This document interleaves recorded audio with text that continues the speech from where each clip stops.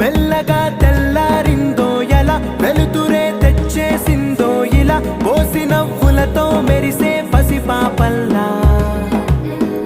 చేదతో బావులలో గలగల, చెరువులో బాతుల ఈతల కళ, చేదుగా ఉన్న వేపను నమిలే వేళ. చుట్ట పొగ మంచుల్లో, చుట్టాల పిలుపుల్లో, మాటలే కలిపేస్తూ మనసారా మమతల్ని పండించి